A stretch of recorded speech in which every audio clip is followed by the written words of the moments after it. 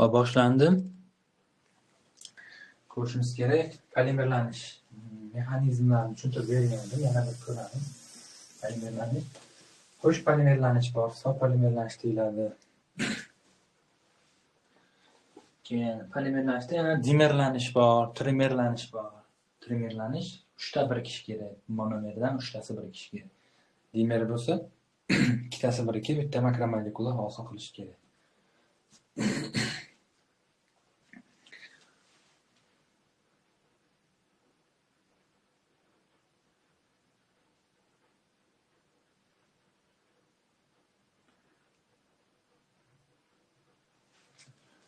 Ovoz eshitilayotgan bo'lsa, savollarni yozmasini yuboring. Nima? Yozmasdan qarab, qaysi savolligiga qarab turib tushuntirib beraman.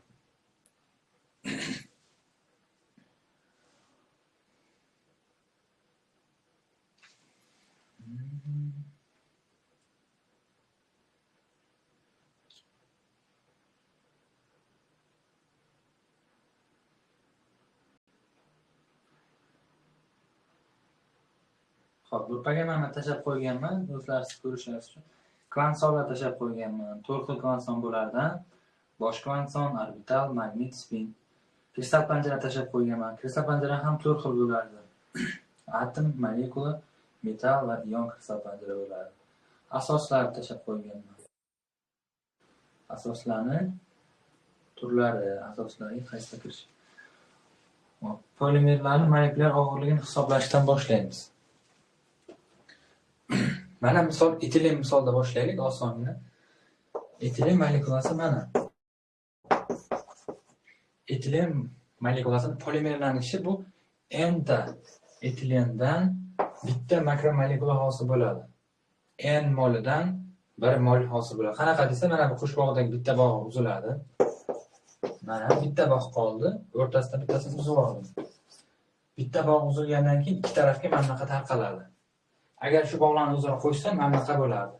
Men shu bog'ni uzib oldim-da, ikki tarafga yoyib qo'ydim. Ikki tarafga yoygandan keyin ikki tarafga mana bunaqa chiqadi. Nimaga desa, shu kengisi bilan birikishi uchun mana CH2 CH2 yana kengisi takrorlanib kelsa, mana yana CH2 yana CH2 xuddi shu molekula yana keladi, yana kelaveradi. Va mana bunaqa qausga olib turib biz n deymiz. N mana shu nechtasi birikayotgan bo'lsa, o'shancha CH2 CH2 mana shu nima deydi bu endi? Monomer deydimi? Zveno desa ham bo'ladi, ha? Zveno degani takrorlanuvchi qism. Mana shu qism takrorlanib kelaveradi. N tasi takrorlanib 1 mol nima bo'ladi? N moldan 1 mol polimer hosil bo'ladi. N ning qiymati misol 300 bo'lsa, 300 mol biriksa, o'shanda 1 mol polimer hosil bo'ladi. 300. Men misol uchun aytdim-da endi. Приблизительно aytdim. 300 bo'lsa dedim. Endi n mol bundan birikib 1 mol polimer makromolekula deyiladi. Makromolekula degan makro degan katta. Molekula degan makromolekula katta molekulani hosil qiladi. 1 mol katta molekulani. N mol mana shundan birikib.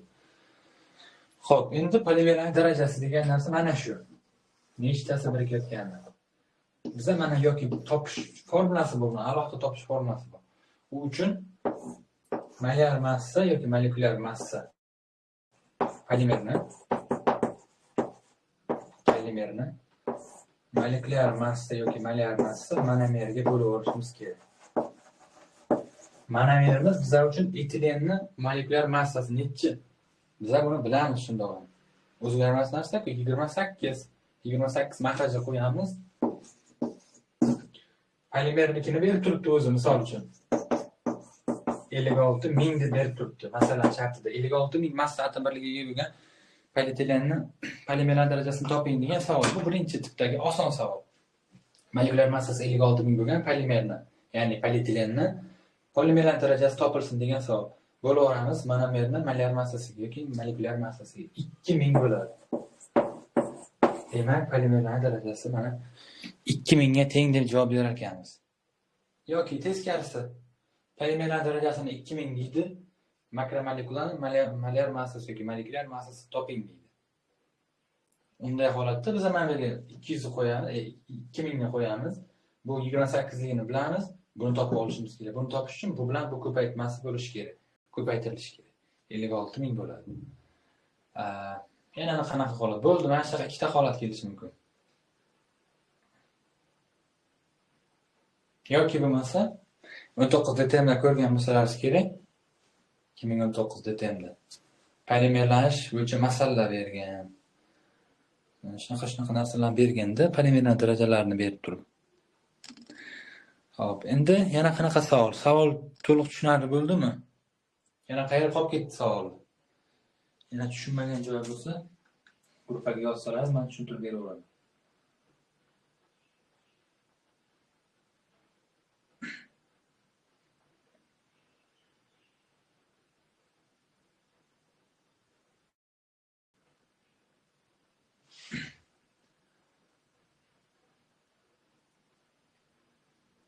Polimerlanish reaksiyasi ikki turga bo'linadi. Qo'sh polimerlanish, additsion polimerlanish. Bu jarayonda monomerlar bir-biriga qo'sh bog'lar orqali qo'shiladi. Reaksiyada yon mahsulotlar hosil bo'lmaydi. Polimerlanish dedimi, bo'ldi. O'zi polimerlanish ikki xil bo'ladi. Monopolimerlanish va ya'ni gamma va hetero. Gamma degani bir xil monomer ishtirok etishi kerak. Mana bunga o'xshagan bir xil narsa hosil bo'ladi, tamom.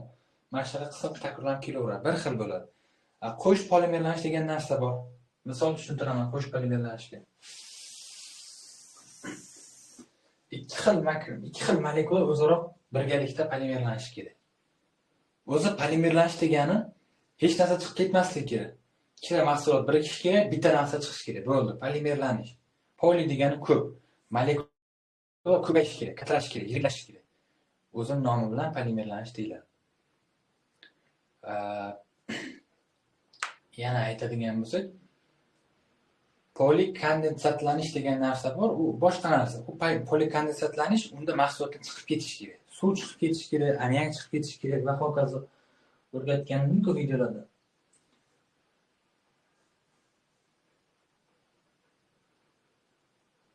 Xo'p, mana polietilen, polipropilen, polivinil xlorid. Mana shunaqa yo'ldan hozir bo'ladi. Kondensatlanish reaksiyasi. Bu jarayonda funksional gruppalar o'zaro qo'shilib, suv, spirt, mahsulotlar, yon mahsulotlar chiqib ketadi. Neylon tolasi, polisterlar, fenolformaldegidlar. Fenolformaldegidni ko'rsatib berdim. Fenollar mavzuda. Fenol bilan formaldegidni kondensatsiya reaksiyasiga kirishadi. Polikondensatsiya reaksiyasiga kirishadi. Va ana shu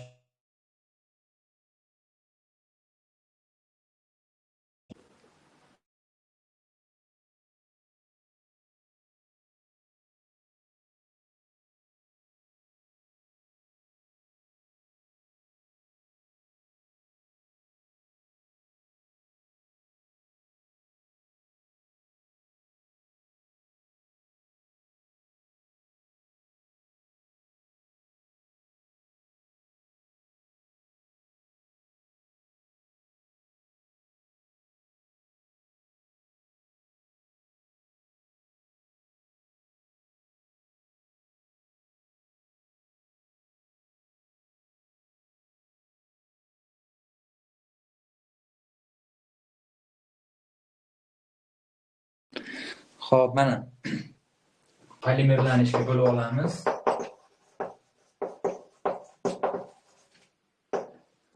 Polikondensatlanish.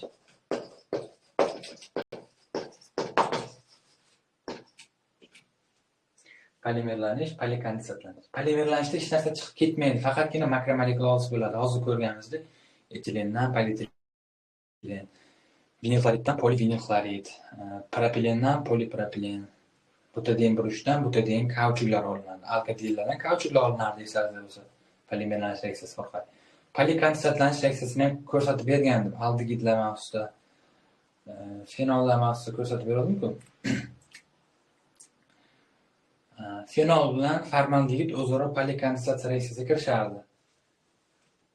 Va bunda nima bo'lardi? Fenol formaldegid molekulalar. Fenol formaldegid degan molekula hosil bo'lardi. va mahsulot sifatida yana mahsulot qo'shimcha suv chiqib ketadi. Bu polikondensatlanish. Kondensatsiya degani bir narsa, biror bir mahsulot endi aytmoqchiman. Biror bir mahsulot nima bo'lishi kerak? Tashqariga chiqib ketishi kerak, suyuq holatga o'tib qolishi kerak. Kondensatsiya degani o'zi bilamiz-ku, gaz holatdan suyuq holatga o'tish. Mana suv gaz holatda bo'lgan bo'ladi, reaksiya natijasida gazlar aralashtiryapti. Gazlar bo'lgandan keyin idish devoriga suv bug'lari o'tirib qoladi. Suv bug'lari o'tirib qoladi, xuddi kondensatsiyaga o'xshagan narsani beradi. Yoki ammiak chiqib qolishi mumkin. Ammiak ham bilamiz, suyuq holatga o'tib qoladi. Ammoniy gidroksid holatga o'tib, idish devorini qoplab qoladi. Yoki metil spirtiga o'xshash mahsulotlar. Spirt, ammiak, suv degan mahsulotlar chiqib ketishi kerak kondensatsiya reaksiyasida. Shuning uchun kondensatlanish reaksiyasi, polikondensatlanish reaksiyasi deyiladi.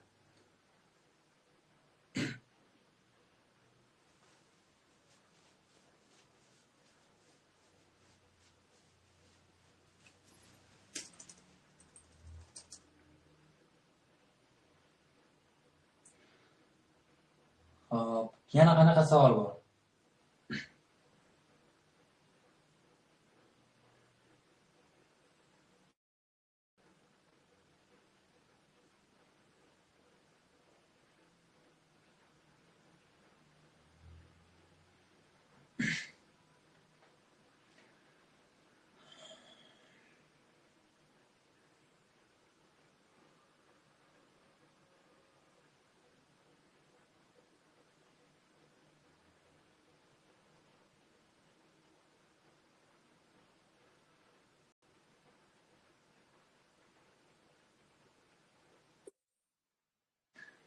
Stirol polimerlanish orqali polistirolga o'tishi.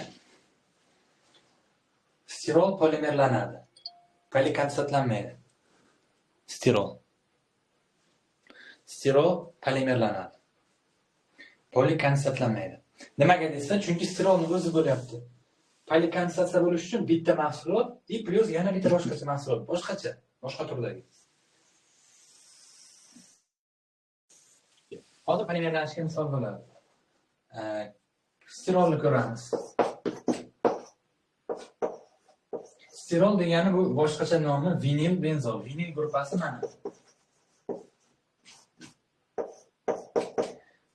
Etilen molekulasi bo'ladi. O'zi aslida etilen CH2 bitta vodorod chiqib ketadi va mana benzol bilan bog'lanishdan hosil bo'lgan mahsulot. Mana CH2 dan bitta vodorod chiqib ketdi, CH bo'lib qoldi. Bitta vodorodning o'rniga bitta bog' paydo bo'ldi-ku. O'sha bog'i mana bu benzol bilan birikibdi. Ya'ni buni nomi vinil benzol degan mahsulot. Bu polimerlansa bilamiz, polimerlanish ключевой naqasi, ключевой slava deydimi, nima deydi ключевой? Zolotoy qoidasi, qo'shbog'i bo'lgan moddalar polimerlanadi. Qo'shbog'i borligi uchun polimerlanadi. Bilamiz, qo'shbog' nima bo'lib ketardi, hozirgi aytganimdek. Ochilib ketadi, bitta bog'lar paydo chiqib qoldi chetga. Bu endi nima bo'ladi? Chetga ochiladi, bu ham chetga ochiladi. Mana bu qism bu bilan benzol bilan bog'lanaveradi mana. Mana katta qavschiga olamiz. Bundan enta deymiz. Vinil benzoldan entasi birikadi, o'zaro birikib ketaveradi, taqib ketaveradi va 1 mol makromolekula polimerimiz hosil bo'ladi. Mana keyin qo'yamiz. Bu degani 500 tasi biriksa, mana shunaqa qismdan bor-ku, birinchi qism, yana qo'yamiz, ikkinchi qism, uchinchi va hokazo 500 ta mana shunaqa qism bo'lishi kerak. 1 mol makromolekula hosil bo'lishi uchun. Qachonki polimerlar darajasi 500 bo'ladigan bo'lsa, agar 400 bo'lsa, 400 tasi biriksa 1 mol, 300 bo'lsa, 300 tasi biriksa 1 mol degan narsa. Tushunarlimi?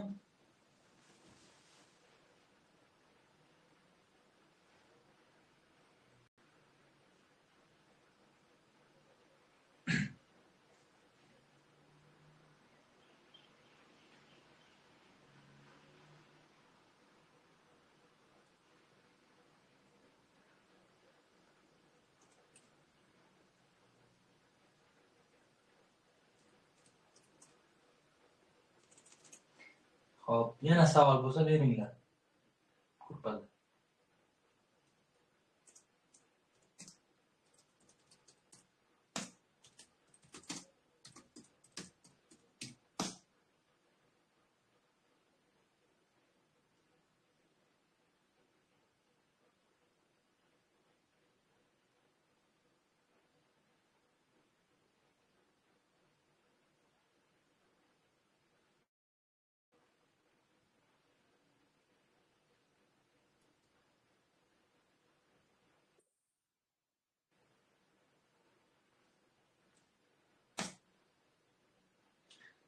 Polikondensatlanishdan ikkita moddadan ko'p bo'lgan moddalar bo'ladimi?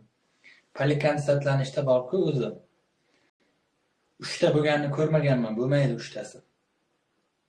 Lasan yoki anaqa tolalar borku, tolalar olinishi o'zi polikondensatsiya reaksiyasiga asoslangan bular. Polikondensatsiya. Lasan tolalari, kapron tolalari borku, hozir kitoblarda yo'q bu narsa tushmaydi ham. Formulalar borda, Lavsanni, kapronni yoki polikondensatsiyaga yana misol beradi. Nimadi? Fenol formaldegid smolasi. Fenol bilan formaldegiddan hosil bo'lgan. Ikkita bo'ladi, ko'pincha ikkita bo'ladi. 3ta bo'lmaydi. 3ta bo'lgan taqdirda ham mana shu ikkitani qanaqa qilsak, biriktirib ketamiz shu ikkitasini. 3tasini ham xuddi shunaqa biriktirib ketaveramiz.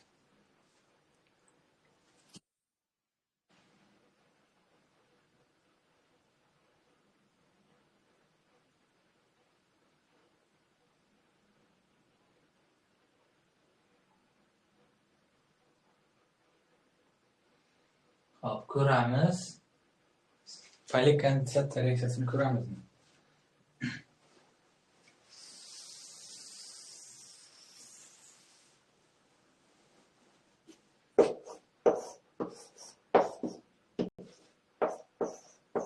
Mana bu moddamiz fenol.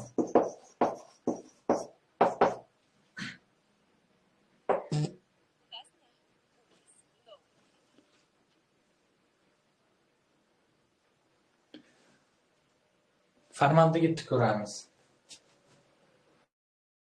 Formaldegid. Endi buni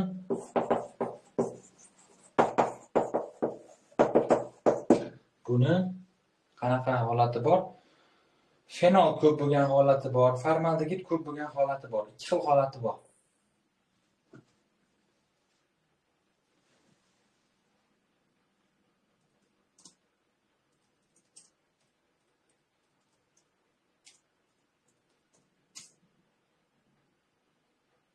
Ikki xil holati bor. Agar fenol ko'p bo'lsa, mana qilib yozamiz, qarang. Buni n qo'yamiz, n+1. Fenol ko'p bo'ldi. Teskarisi formaldegid ko'p bo'ladigan bo'lsa, n+1 qo'yamiz. Formaldegid yoniga qaysi nisbatda? Buni oldiga n qo'yamiz. Va bizga chiqadi, bitta smola chiqadi, fenol formaldegid smolasi. Fenol formaldegid smolasi chiqadi plus n molekula suv chiqadi. N molekula emas. Agar mana bundan bo'lsa, fenolni yozib olamiz, yana bitta fenolni yozib olamiz va formaldegid yozib olamiz. O'zaro biriktiramiz, suv chiqarib yuboramiz. Ikkita suv chiqib ketar ekan. Har ikkala holatda ham baribir ikkita suv chiqib ketadi. Bizdan so'raydi, molyar massasini so'raydi, hosil bo'lgan smolani. Molekulyar massasi. Qanaqa topamiz desa, n+1 ni ko'paytiramiz, buni molyar massasiga qo'shamiz. N ni ko'paytiramiz, buni molyar massasiga qo'shib yuboramiz. Chap tarafda nechidir? N plus nechidir? Aytib tashlaymiz 36 ni, chunki 2 mol suvni aytib tashlaymiz, bo'ldi. Buni molyar massasi kelib chiqadi. Formaldegid ko'p bo'lgan holatda ham xuddi shunaqa. n+1 ni ko'paytiramiz bunga, qo'shamiz, n ni ko'paytiramiz bunga, chap tarafni topib oldik. Aytib tashlaymiz 36 ni, buni molyar massasi kelib chiqadi. Bizdan mana shuni so'raydi, molyar massasini so'raydi.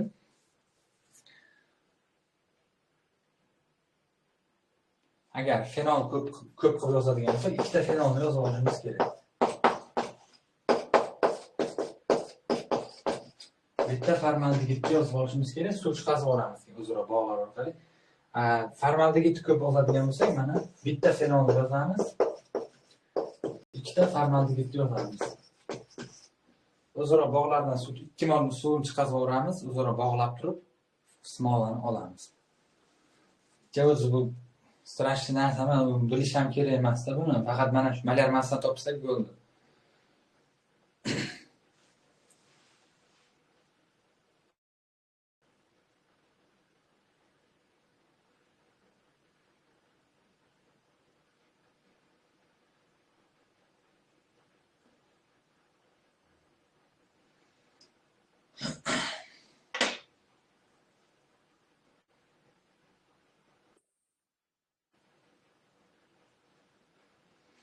Hop, bu borku, fenon formaldegid olish smolasi borku. Apsamativda bor, apsamativni tashlab qo'yganman kitobini.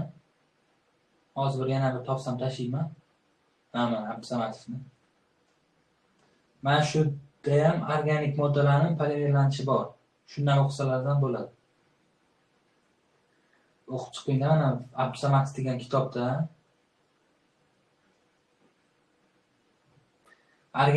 organika qismida polimerlanish mavzusi berilganda. Hozir ochsam, men hozir ochib turib skrinshotni tashlayman. Ikkinchi betga.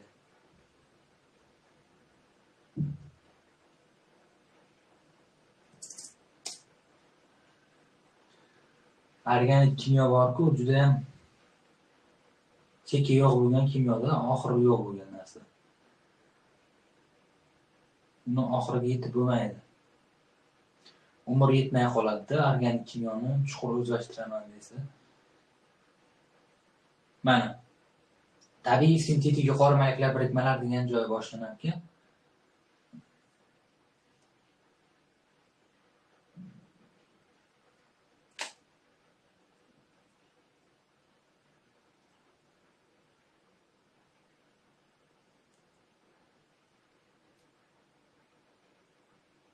ikki yuz o'n sakkizinchi betdan boshlanar ekan. Makromolekulalarni ko'rsatgan, yuqori molekulyar plastmassalarni ko'rsatgan, mana yuqori molekulyar tolalarni ko'rsatgan. Polietilen, polipropilen, polivinil xlorid, poliftoretilen, mana lavsan tolasini ko'rsatgan, kapron tolasini ko'rsatgan. Kapron degan kislota bo'ldi, kapron kislotadan hosil bo'ladi, kapron. Lavsan tolasi bor. Kauchuklar berib qo'yibdi. Gutta percha, sintetik kauchuk, tabiiy kauchuk. Yana qanaqa kauchuklar? Mana shunaqa kauchuklar. Apsamativ kitobida bor ekan xullas. O'qib chiqasizlar mana shundan qiziqadigan bo'lsalaringiz. Lekin DTMga bunaqa savollar tushmaydi. Hozir faqat 10-sinfda bor bo'lganlari tushadi.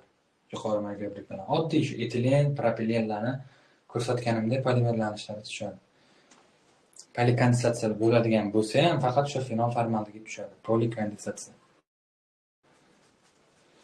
Xo'p, savollar bormi yana?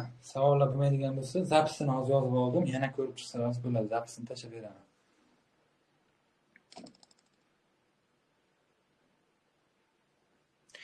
Bo'ldimi? Savol yo'qmi?